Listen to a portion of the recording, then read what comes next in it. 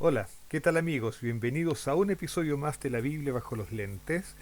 Y hoy día vamos a tener un video que espero que sea más corto que los anteriores, que lo habitual. En realidad hoy día vamos a ajustar un poco aquí la imagen. Vamos a hacer un video que en realidad debió haber sido un bonus track, pero va a ser el video usual de la semana. Entonces vamos a dedicarnos a la sección eh, de la Torá de esta semana, que comienza en Éxodo 21.1 y se llama Mishpatim. Mishpatim quiere decir juicios, veredictos. Lo traducen también como ordenanza algunas Biblias en español. Y hoy día voy a leer de la Biblia de las Américas porque es un poquito más literal que la Reina Valera y eso me va a ayudar en algunas cosas. Entonces vamos a analizar el primer verso de esta parashá Mishpatim, Éxodo 21.1, que en castellano dice lo siguiente: Estas son las ordenanzas que pondrás delante de ellos. Entonces colocó contexto, se acaban de dar los 10 mandamientos en el monte Sinaí, todo el pueblo los escuchó porque los declaró Dios a viva voz. Y después de dar los 10 mandamientos a través de Moisés, Dios sigue entregando leyes, ordenanzas, veredictos en este caso, ¿no? Y aquí nosotros nos hacemos una pregunta con este versículo. Estas son las ordenanzas que pondrás delante de ellos. ¿Por qué dice que pondrás delante de ellos? Cuando yo estaba leyendo, cuando comencé a leer este pasaje eh, hace unos días atrás, mi intención fue completar la frase de la siguiente manera: Estas son las ordenanzas que pondrás sobre ellos. Porque la imagen que uno tiene es Dios or- dando como órdenes sus leyes.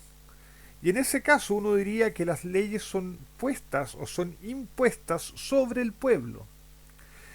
Pero el versículo no dice eso. Estas son las ordenanzas que pondrás delante de ellos. Y entonces surge la pregunta: ¿por qué eh, Moisés escribió las pondrás delante de ellos y no escribió las pondrás sobre ellos? De hecho, la Reina Valera también traduce de una manera muy interesante. Dice así: Estas son las leyes que les propondrás. Y esto es muy interesante porque lo que está insinuando este versículo es que las leyes, las ordenanzas de Dios, los veredictos de Dios, no eran impuestos sobre el pueblo, sino que fueron puestos delante del pueblo para que el pueblo los considerara.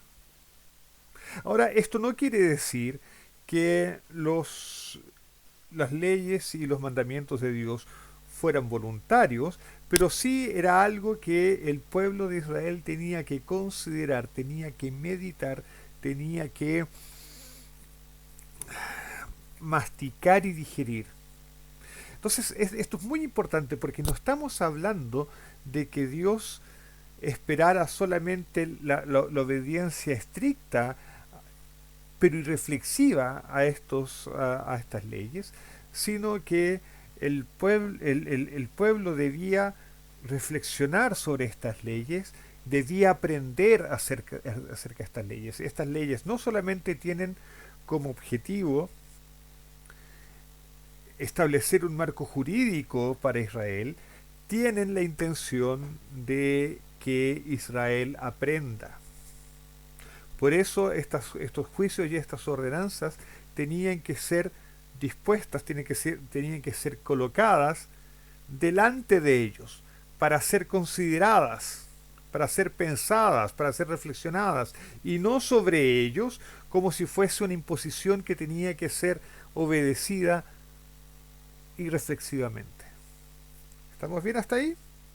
Ahora, esto tiene una implicancia que tal vez lo vaya a repetir hacia el final, pero quiero colocarla desde ya. Esto significa que en las comunidades de fe, en las comunidades que tienen la Biblia como su base doctrinaria, vamos a decir así, su fuente de conocimiento de Dios, no solamente debería ser enseñado el contenido de la Biblia, sino que por sobre todo debería ser enseñado al pueblo, a las personas, cómo reflexionar acerca de las palabras, cómo extraer conclusiones a partir de la palabra de Dios, cómo considerar la palabra de Dios, cómo tenerla delante de uno y extraer significado y enseñanza. Eso es muy importante. Generalmente no se hace, pero es muy importante, es esencial, porque las leyes y las ordenanzas fueron colocadas delante del pueblo para ser consideradas por el pueblo, fueron propuestas al pueblo, para que sean por ellos consideradas. Y por supuesto, eh, esto también es una labor comunitaria, porque no todos van a ponderar la información de la misma manera y no todos van a sacar exactamente las mismas conclusiones y de hecho se puede aprender del conjunto de ellas. Esta es la razón probablemente porque el rey David en los Salmos dice repetidas veces que él meditaba en las leyes de Dios día y noche. ¿Por qué? Porque las leyes que están en la Torá no solamente son leyes que están ahí para ser obedecidas y reflexivamente, están ahí para ser pensadas, reflexionadas.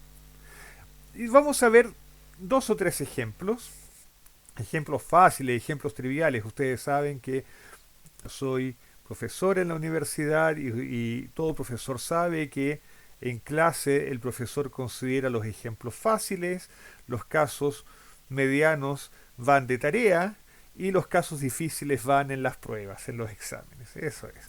Entonces vamos a considerar los casos fáciles. Y fíjense lo que ocurre en el versículo 2. Entonces el versículo 1 establece, estas son las ordenanzas que pondrás delante de ellos para que sean consideradas, para que sean pensadas. ¿Y cuál es el versículo 2? Si compras un siervo hebreo, te servirá 6 años, pero el séptimo saldrá libre sin pagar nada. Es decir, ya en el primer caso de ley que es propuesta al pueblo, ¿qué es lo que se coloca? Se coloca a la persona en la más baja de las condiciones sociales. ¿Y por qué? Porque tenemos que preguntarnos por qué. ¿No? Porque estas leyes fueron dadas para ser pensadas. Entonces es normal que nos preguntemos por qué estas ordenanzas comienzan considerando el caso en que la persona se ve colocada en la situación más baja en la escala social. Porque sin duda lo que Dios quiere es que aprendamos que no es posible pasar por alto la situación de nadie, ni siquiera la de las personas más desafortunadas. Incluso, es más, en primer orden de prioridad, en el primer orden de las prioridades, debemos colocar las personas menos afortunadas. Y, y de estas leyes tenemos que aprender que tenemos que tratarlas con respeto, hay que hay que tratarlas con consideración y toda una serie de características en las que no vamos a entrar en los detalles, pero que podemos extraer de estas leyes. Entonces, las leyes están dadas para pensarlas y el primer caso para pensar es, lo primero que tienes que hacer es pensar en las personas que están en la situación más terrible. Es el deber de cualquier sociedad tener en prioridad a las personas que están en la situación más terrible. Ahora, fíjense que tampoco se trata de una actitud paternalista, es decir, la Torá no dice no van a haber esclavos en el mundo en que se entregó la Torá. la esclavitud era una forma, por ejemplo, de salir de deudas que no se podían pagar. O si alguien robaba y, eh, y no podía pagar el daño causado con el robo, entonces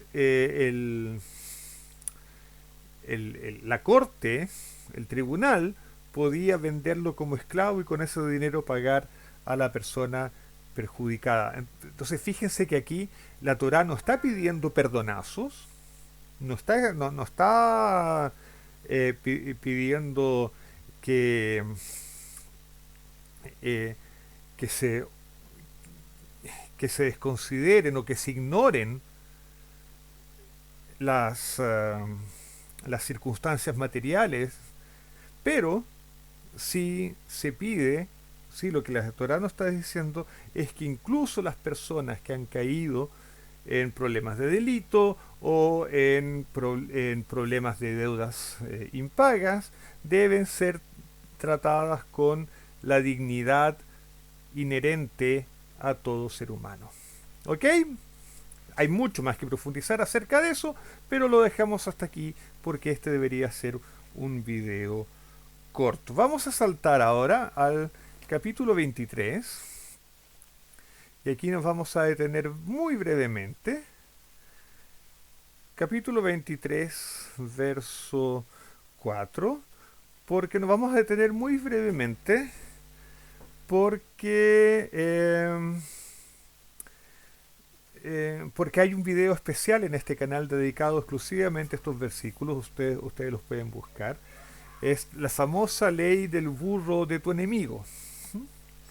O sea, del burro que pertenece a tu enemigo, claro está.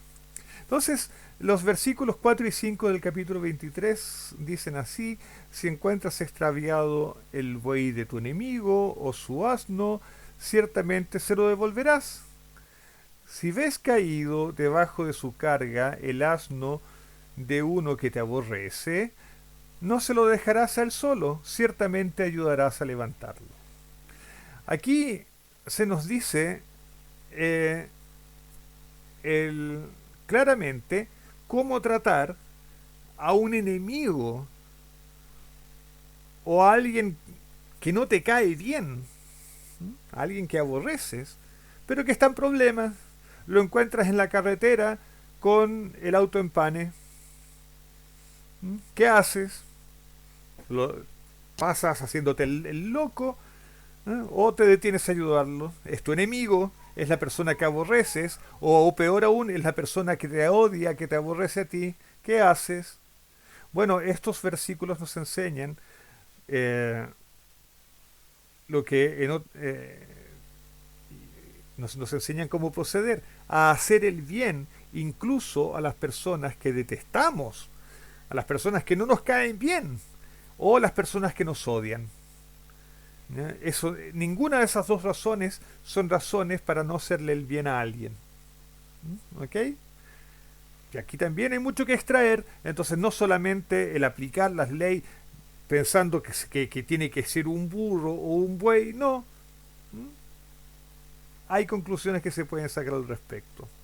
Pero lo que quiero, en lo que me quiero detener más es en el mismo capítulo 23, pero no, antes de eso, en el capítulo 22, en el capítulo 22, versos 25, ups, versos 25, porque dice algo muy interesante. Oh, perdí mi imagen, pero no importa, mi imagen no es muy importante. Dice así: si prestas dinero a mi pueblo, a los pobres entre vosotros, no serás usurero con él, no le cobrarás interés. En este pasaje que estamos considerando entre los capítulos 21 y 25 de, de Éxodo hay muchas leyes que se refieren a cómo se debe tratar a los pobres o a las personas que están en dificultades. Y miren esta joyita del Éxodo 22-25. Si prestas dinero a mi pueblo, a los pobres entre vosotros. ¿A quién Dios se refiere como mi pueblo? Dios se refiere como mi pueblo a los pobres entre vosotros. Dios identificándose con los pobres. Miren qué delicado, qué tierno. No le estás prestando al pobre, le estás prestando, dice Dios, a alguien de mi pueblo. Ahí, de esa declaración hay algo que decir, la consideración que debes tener con la persona pobre, el cuidado, la dignidad que tienes que respetar en él. Hay un montón de, de, de consecuencias que tiene que Dios haya identificado a los pobres como mi pueblo, las prioridades que debe haber. ¿Quieres servir a Dios? Bueno, a lo mejor se puede empezar con siendo considerados con las personas a quienes Dios llama mi pueblo, ¿o no? Y vamos a ir un poquito más, vamos a avanzar a lo que donde yo quería ir, es ahora sí de nuevo Éxodo 23, versículo, déjeme ver mis torpedos, mis notas, versículo 10 en adelante. Miren lo que dice, 6 años sembrarás tu tierra y recogerás su producto, pero el séptimo año la dejarás descansar sin cultivar, para que coman los pobres de tu pueblo, y de lo que ellos dejen coman las bestias del campo. Lo mismo harás con tu viña y con tu olivar. Esta es una de las primeras leyes ecológicas de la Torá. Hay un afán ecológico, ¿no es cierto? Dejar descansar la tierra, preocuparse de que coman los animales del campo. Es un afán de preservar el medio ambiente, de preservar los ecosistemas, en realidad. Pero también dice algo interesante, para que coman los pobres de tu pueblo. Y uno que ya sabe que estas leyes están colocadas aquí para que uno piense, tiene que ponerse a pensar, pero ¿cómo va a ser esto? Los pobres van a comer una vez cada 7 años, es decir, o solamente una vez cada 7 años se les va a dejar que coman libremente de los campos. Espérate, aquí se necesita algo más, se necesita algo más permanente. ¿Cómo va a suceder esto cada vez, una vez cada 7 años? Bueno, resulta que más adelante en la Torá se van a dar leyes específicas, se va a decir que las personas que tienen campos tienen que dejar una franja sin cosechar para que sea alimento para los pobres, para las viudas, para los extranjeros, para las personas que van de paso. En fin, pero uno dice, bueno, ¿puedo hacer algo más? ¿Hay algo que yo pueda hacer para preservar esto? Es decir, la ley del séptimo año también te coloca, también tiene una función social, pero te deja la pregunta, ¿cómo va a ser posible que tu acción social sea una vez cada 7 años? Debe haber algo más permanente que eso. Versículo 12. El versículo 12 hace una transición, pasa de el feriado de la tierra, ¿no es cierto?, el descanso de la tierra, al descanso de las personas. Y dice, 6 días trabajarás, pero el séptimo día dejarás de trabajar. De hecho, el hebreo, en vez de decir dejarás de trabajar, dice Tishbot. Tishbot viene de Shabbat, y Shabbat significa cesar. Entonces, una traducción literal sería 6 días trabajarás, pero el séptimo día cesarás. Para de trabajar. Yo sé, estás 6 días preocupados ganando tu sustento y tratando de hacer dinero y corriendo atrás de tus cosas. El séptimo día, para. Para. Acabó. No. Para. ¿Para qué? para que descansen tu buey y tu asno, y para que el hijo de tu sierva, así como el extranjero, renueven sus fuerzas.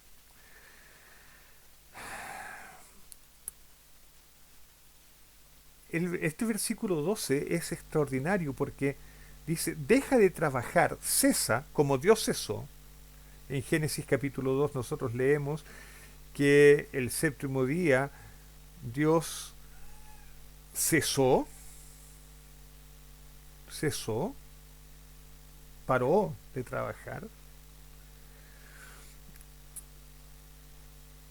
y pero vas a parar de trabajar, vas a cesar y lo que el versículo enfatiza es que no es solamente para buscar tu reposo y para que tú renueves tus fuerzas, que también, eso también es cierto. De hecho, está dicho en otros lugares de la Biblia, pero aquí el énfasis no es ese.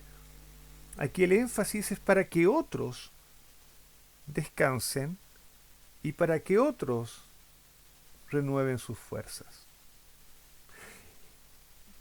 Y de nuevo, también esto de cesar tiene un significado interesante porque dice, porque el significado es 6 días trabajarás y trabajar eh, quiere decir hacer lo que tienes que hacer. En hebreo dice Shishet Yamim Ta'asi Maaseja. Ta'asi y Maaseja vienen de la misma raíz. Ta'seja, disculpa, Ta'asi quiere decir harás. Y Maaseja quiere decir aquello que tú haces. O sea, 6 días harás aquello que tú haces, aquello que tienes que hacer, aquello por lo que tú estás corriendo atrás, aquello que es tu obra. Pero el séptimo día vas a cesar de hacer tu obra. Y ese cesar de hacer tu obra es para que te concentres no solamente en lo que haces, sino que para que puedas contemplar. Para que puedas contemplar. De repente tienes que parar para saber dónde estás, para, para que percibas aquello que está más allá de tu obra, más allá de las transformaciones que tú haces en el mundo. Para y mira dónde estás.